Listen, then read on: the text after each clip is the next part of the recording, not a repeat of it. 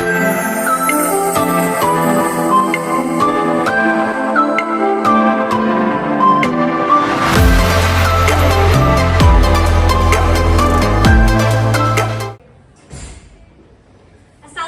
warahmatullahi wabarakatuh. Terima kasih kepada Bro and Sis yang sudah memberikan saya panggung di sini.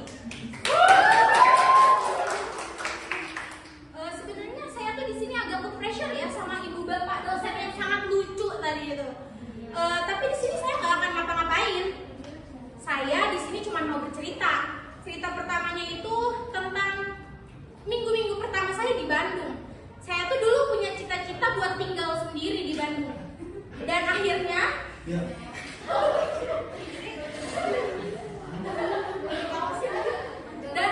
hal ini tuh tercapai di tahun ini. Saya tinggal sendiri di Bandung. Tapi setelah berbulan-bulan tinggal di Bandung, saya menemukan rasa bosan, teman-teman. Rasa bosan ini berujung membawa saya kepada suatu tingkah yang cukup konyol menurut saya. Saya ambil gunting, terus rambut saya dipotong, teman-teman. Itu hal yang paling menyesal yang pernah saya lakukan di hidup saya. Awal-awal pas gunting rambut sebelah sini, panjangnya segini, sebelah sini, panjangnya segini. Gak masuk akal, teman-teman. Karena sangat gak masuk akal di saya potong lagi sebelah sini. Tetap gak sama, panjang sebelah. Karena jelek banget, saya potong depannya yang ada poninya awalnya segini, jadi segini, teman-teman. Ya awalnya baik-baik aja, saya sisir ke depan, masih bagus lah kelihatannya. Abis potong rambut, otomatis saya mandi, keramas, bersih kan. Nah, abis keramas ini, rambut belakangnya masih basah, tapi rambut depan keringnya cepet banget, masya Allah. Dan yang paling kaget, rambutnya kayak rambut landak. Kalian tahu landak rambutnya gitu. Untungnya rambut saya itu warnanya hitam legam. Bayangin sama kalian kalau rambut saya hijau neon atau hijau stabilo, nggak banget, teman-teman. Nah, setelah itu saya pulang ke Karawang. Di perjalanan pulang, saya bilang gini sama orang tua saya, "Pak, rambut aku jelek, gara-gara dipotong sendiri." Terus si papa aku bilang, "Gak apa-apa, nanti di rumah bisa dibenerin, si Bibi bisa potong rambut." Pas dibuka rambut saya, masya Allah, keluarga kaget, teman-teman. Ini mah gak akan bisa dibenerin. Kayak gini siapa yang mau bisa benerin? Tukang potong rumput aja gak bisa ngebenerin. Bilang kayak gitu, ya Allah, saya bener-bener shock banget. Soalnya bener-bener udah gak bisa dibenerin ini rambut. Nggak boleh ditunjuknya.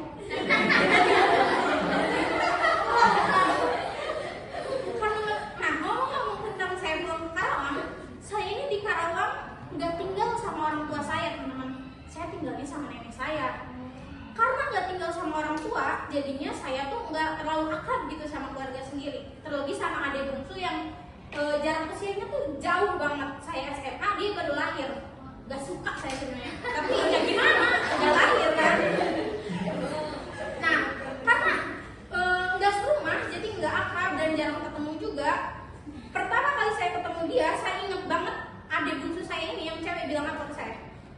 Kalimat pertama yang dia ucapin ke saya adalah, "Ih, ini item-item siapa kesini?" Saya dalam hati, "Lu kayak nggak item aja, bro."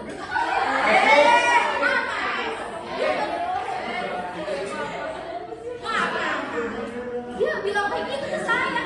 Dia nggak tahu saya siapa, tapi kata pertama yang dia ucapkan ke saya adalah, "Kamu item-item siapa?" Padahal itemnya dia sama saya sama aja item. Karena satu gen kan. Iya. Nah, karena kejadian itu saya tuh jadi mau gitu kan tinggal sama orang tua saya. Rialah nyobain tinggal sama si papa selama kurang lebih 1 minggu. Nah, selama 1 minggu itu kan karena kedua orang tua saya kerja, jadi di rumah itu sepi, tetap aja nggak ada interaksi yang tercipta. Nah, di minggu terakhir saya karena hari libur, semua orang lagi kumpul, saya turun. Bilang gini ke orang tua saya, "Aku mau jajan, tapi aku nggak mau, soalnya mau minta minta dibeliin aja. Kata orang tua aku, lah ngapain malu gitu kan, warung di depan ya tinggal jajan. Saya bilang gak mau malu. Aku kira setelah itu gak akan ada lagi interaksi gitu kan. Soalnya si papa aku itu pergi ke belakang. Ternyata dia pergi ke belakang itu ngambil kresek hitam. Kalian tahu nggak buat apa kresek hitamnya? Betul sekali. Dia datang.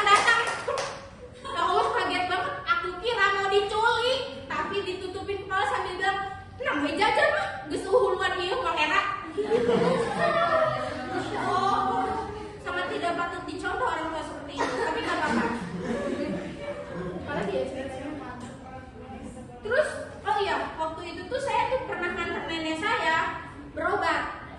Nah, waktu nganter nenek saya berobat ini, saya ikut masuk. Soalnya ini baru pertama kali dia berobat, jadi pendaftaran gitu kan. Setelah diperiksa si nenek saya, duduk kan, berdua nih, ini nenek saya, ini saya, sama dokter di depan. Si dokternya bilang gini ke nenek saya, ibu permisi, ibu punya gula. Tahu nggak jawaban plot twist dari nenek saya apa? Boro-boro gula aing mau ya gitu boga. Bukan itu maksudnya nenek-nenek. Maksud si dokter itu, ibu punya penyakit gula apa enggak? Gitu kan. Tapi emang si dokternya juga kurang jelas kan bicaranya. Tapi saya nggak nyangka aja gitu nenek saya bakalan bilang kayak gitu. Kan yang ditanyain gula ini ya penyakit, tapi dia tiba-tiba bahas uyah segala macam buat gak masuk akal banget kan. Nah setelah itu tuh saya juga pernah main nih sama dua teman saya, sama tiga teman saya pergi sama yang berdua. Yang berdua ini nungguin satu teman lagi sama saya, berarti kita bertiga nungguin satu teman lagi. Nah ternyata waktu datang si satu teman ini bawa temennya lagi, dan temennya ini tuli teman-teman.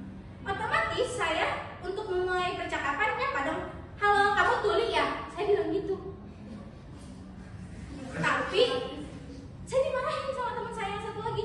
Lo gak sopan banget anjir ngatain orang tuli. Ya kan setahu saya orang tuli itu sukanya dipanggil tuli, karena katanya mereka lebih suka dipanggil sahabat tuli karena gerak bibirnya lebih terbaca kan daripada dipanggil tunarungu, karena itu gerak bibirnya sulit terbaca.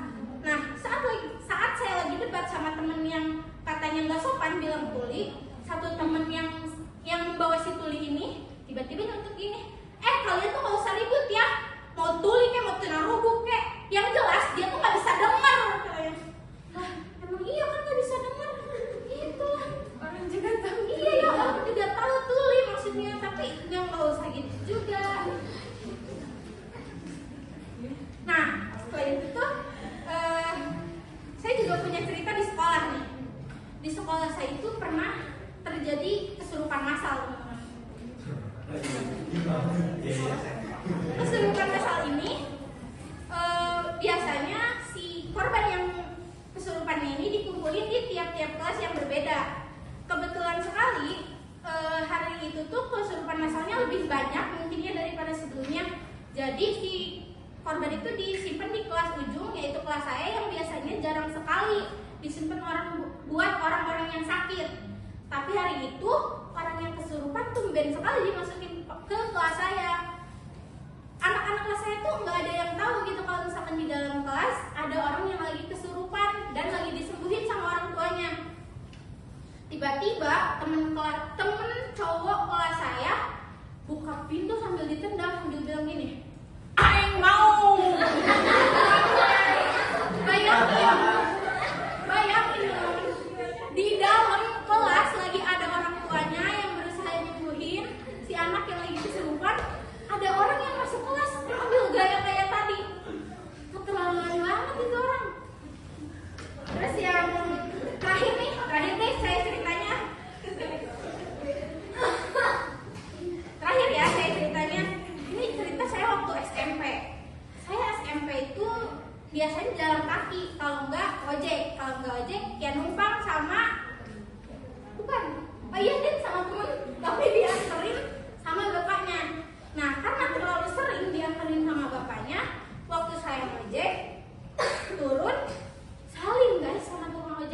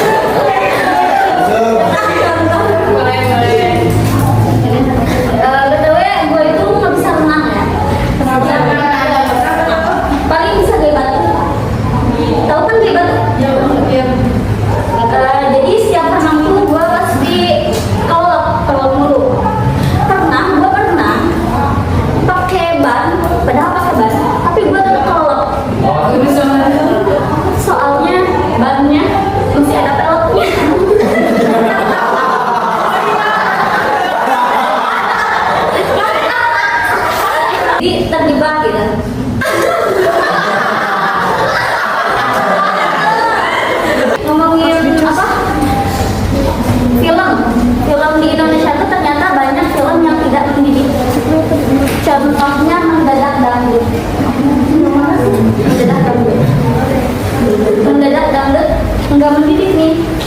Soalnya kalau mendadak dapet mendidik, jadinya mendidik dinggit. BTW nyari kerja di Indonesia itu susah. Jadi kan itu. Aku pernah kerja di sekitaran Margahayu. Jadi di sana itu orang-orang itu suka menggosip. Kadang menggosipin atasan, kadang menggosipin bawahan, kadang menggosipin atasan yang nggak pakai bawahan.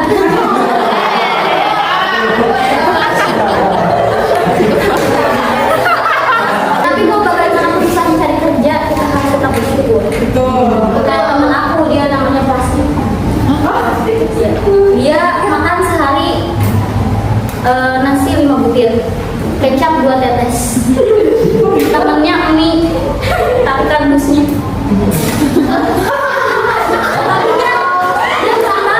Tapi dia sampai sekarang bersyukur. Sekarang lihat dia penyakit kuning.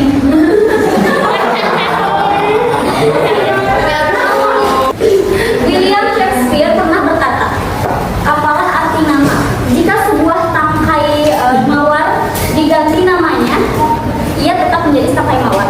Tapi aku nggak setuju dengan pendapat itu. Kenapa? Karena nama itu bisa mengidentifikasi sesuatu atau seseorang. Contohnya gue namanya Gina, simpel. Nah, yang bikin jadi pertanyaan itu, gimana kalau ada orang tua yang ngasih nama anaknya yang bikin bingung gitu? Contohnya saya, ngasih nama anaknya saya. Mas, namanya siapa? Saya. Iya, Mas, namanya siapa? Saya. Iya, Mas, namanya siapa? Saya. Siram pakai air panas. Iya, kalau itu kesal. Atau misalnya di restoran, pesanan atas nama Bapak Budi masih aman tuh. Pesanan atas nama Bapak saya, lah perasaan yatim.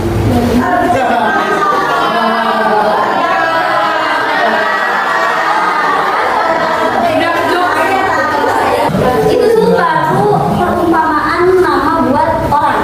Gimana kalau buat benda? Misalnya contohnya apa ya? Sepatu. Sepatu kalau namanya bukan sepatu, misalnya diubah jadi emblebabiu. Ternyata emblebabiunya bagus, ada bercak dari tamunya. Kan nggak nyambung ya. Misalnya ada lagu kita adalah sepasang emblebabiu. Nggak nyambung. Nggak nyambung, nggak estetik. Jangan maksain. Jadi menurut aku nama itu penting. Ngomongin pentingnya nama yang tadi ya. Ngomongin pentingnya nama yang tadi siapa ya? Siapa namanya? Dafa. Maaf bentar. Siapa namanya? Dafa. Maaf sekali lagi, siapa namanya? Tahu kenapa aku mundur? Karena aku ingin mengenal Dafa lebih jauh.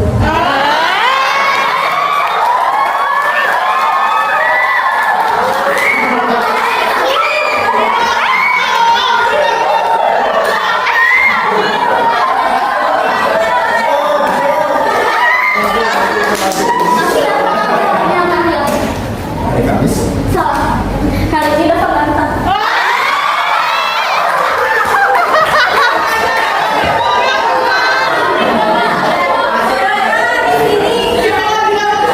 Dapat abis ini kasih dapat. Ada saat ini.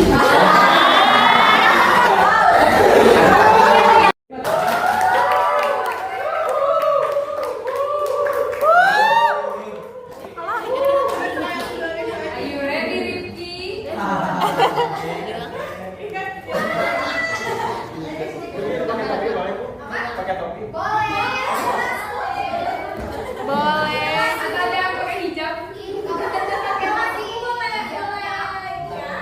Berekspresi.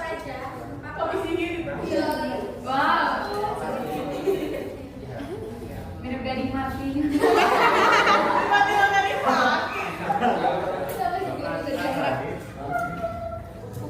Assalamualaikum warahmatullahi wabarakatuh.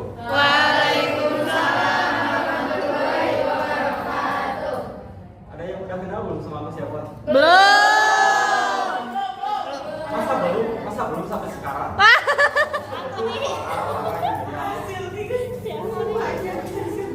Dengan berbangga hati, izinkan saya memperkenalkan diri kembali. Kenali teman-teman, nama saya Muhammad Rifki Aditya. Sebelum memulai penampilan stand up,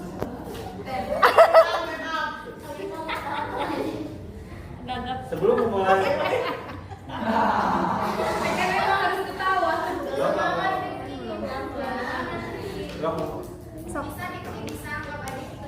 Monyet.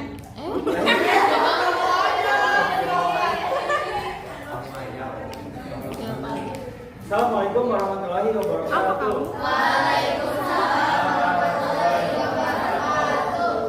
Ada yang udah kenal belum sama aku siapa? Serius belum? Aku Serius. Serius ya? Enggak. Dengan berbangga hati, izinkan saya memperkenalkan diri kembali.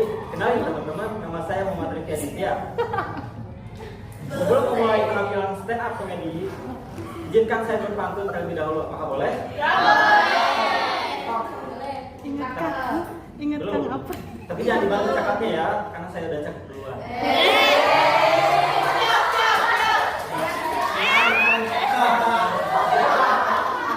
Bantu aku biar aku nambah cakep. Boleh. Jalan-jalan ke Sumedang. Pulangnya beritahu isi. Hei kelasku tersayang, dengerin yuk stand up komedi dari Rifki.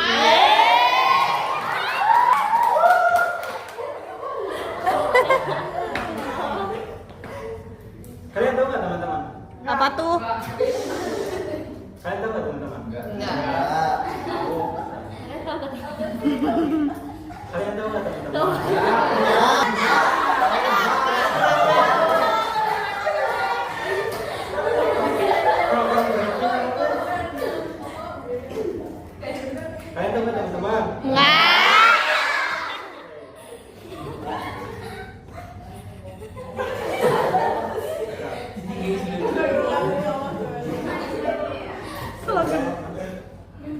Kalau gak ketawa ingatkan aku. Ada pedagang yang suka gengsi nahan harga. Waktu itu saya lagi ke pasar. Terus ada pedagang sepatu yang modalnya itu cuma 20.000. Dijual lagi jadi 70.000. Saya tawar lah jadi 50.000. Dia nggak mau. Aneh kan? Iya. Itu orang sepatu nih ya. Lagi dagang gitu. Terus ada teteh-teteh bamba gitu datang. Mas, iya teh. Ini berapaan ya?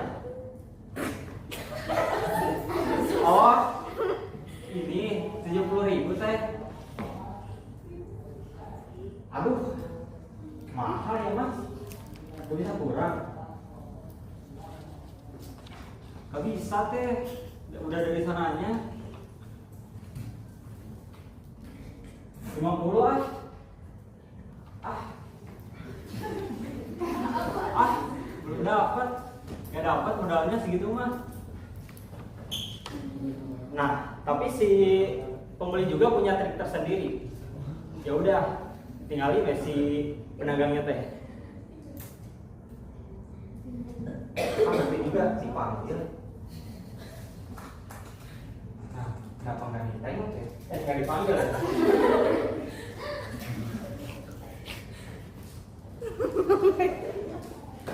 Apa aku kurang seksi gitu ya?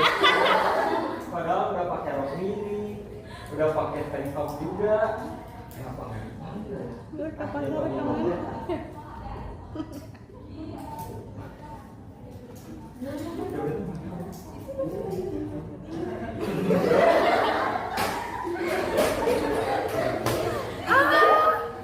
Aduh, jatuh. Ambil lah.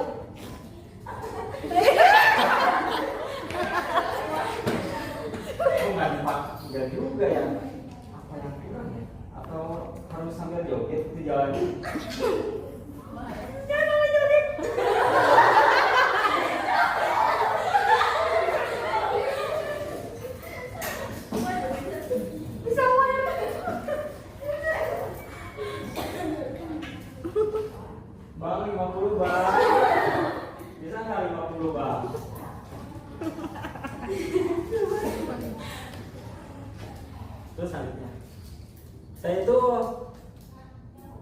susah tidur teman-teman, atau bisa dibilang insomnia.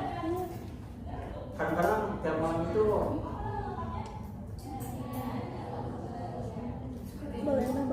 iya kalau tidur emang susah, tapi susah. Terus waktu itu kata mama saya bilang, tuh di tas ada obat tidur.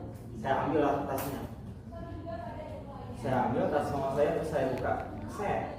Saya lihat ada obat tidur. Nah, saya bangunin lah obat tidurnya. Bangun. Obat, bangun. Pindah ke kamar.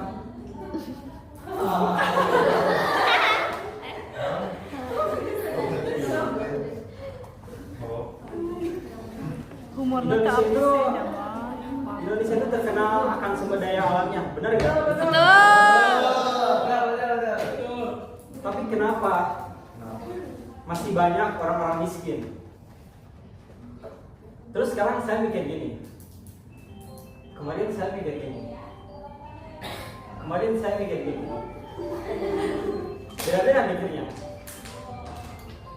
Anak orang kaya, halo lapar, enak, tinggal nelfon. Halo, mau ayam, mau spaghetti. Anak orang miskin,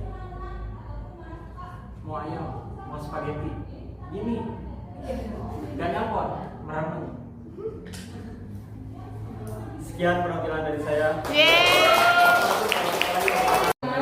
Assalamualaikum warahmatullahi wabarakatuh.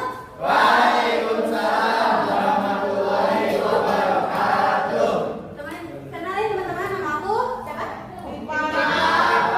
Anggrip. Oh, udah kan? Oke, kenalan dulu. Nama saya Rifa Rodotul Mufihan. Sorry, suka dipanggil Rifa ya. Rifa. Ya, kalau di rumah dipanggilnya Neng Rifa ya. Bukan ada Ang bukan Ang atau Ang Rifa. Masa nama disebut Ang Rifa? Kan enggak nyambung ya. Jadi nama aku tuh Rifa atau bisa panggil teman-teman Neng Rifa. Teman-teman, aku tuh anak ketiga dari 6 bersaudara. Benar aku. Ya, sebenarnya itu tuh bukan keluarga sih, lebih ke tim futsal yang gagal ngumpulin cadangannya. Tim futsal. Terus ada yang manggil pemain voli, ada juga yang manggil Pandawa sama Drupadi. Tahu kan Pandawa? Tahu. Pandawa sama Drupadi sama cewek satu-satunya gitu. Terus tapi kalau menurut aku, keluarga aku tuh lebih cocok dipanggil grup band. Kenapa? Grup band Marawis. Karena masa Pandawa bajunya yali-yali. Ngeri.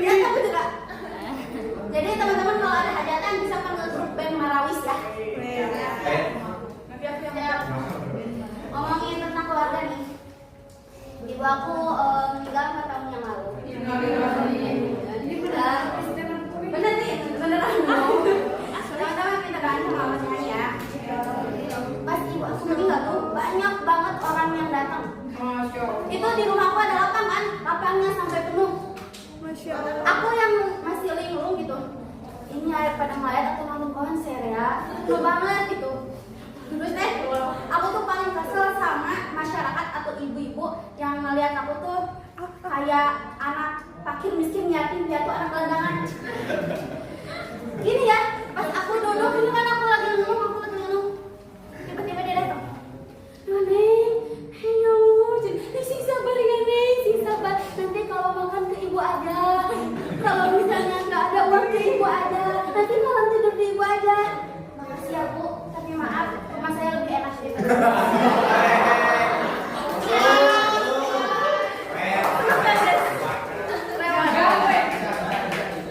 Terus pas ibu aku tinggal tuh banyak banget yang datang, terutama pejabat-pejabat. Aku sebagai anak banyak yang ngasih uang dong. Ngasih uang. Senang sabar ya. Nah gitu. Banyak itu semua. Aku 6 ya. Dari satu orang tuh ada mungkin 1 juta lebih satu orang. Masya Allah. Yang ngasih gitu.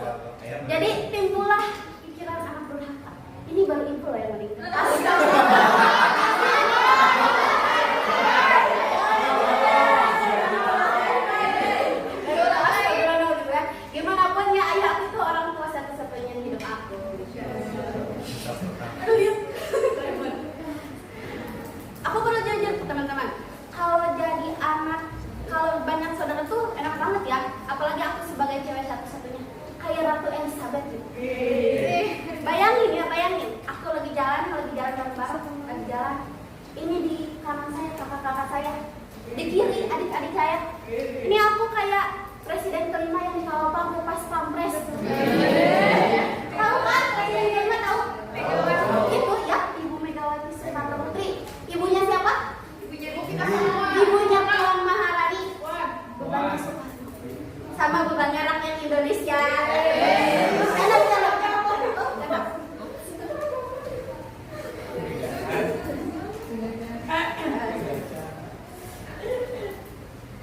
Terus kalau jadi anak ketiga tuh ada senangnya, ada susahnya, bener gak? Di sini ada yang anak tengah? Ada. Ada yang pernah ngerasain? Ada yang pernah ngerasain pakai baju bekas kakaknya? Ada? Ada yang pernah jadi korban tata rias kakak yang sok ahli itu? Ada gak yang pernah ngerasain jadi korban suruhan ibu beli bahan dapur padahal yang disuruh kakaknya? Ada? Ada siapa yang pernah ngalamin? Sama, saya juga kayak gitu. Tapi teman-teman, dengan keadaan orang ketiga itu kita tuh jadi sadar, jadi bisa sabar, jadi berlatih ya. Iya betul. Jadi mahasiswa tuh kita bekerja dari sana aja.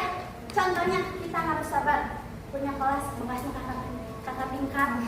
Sabar ya teman-teman. Iya. Terus yang kedua, kita bisa berlatih jadi percobaan mahasiswa yang kurikulum percobaan pemerintah sama kampus-kampusnya, benar nggak? Benar. Yang terakhir, kita bisa bersabar jadi mahasiswa yang disuruh beli buku sama dosen, padahal atas dengan bisnisnya sendiri.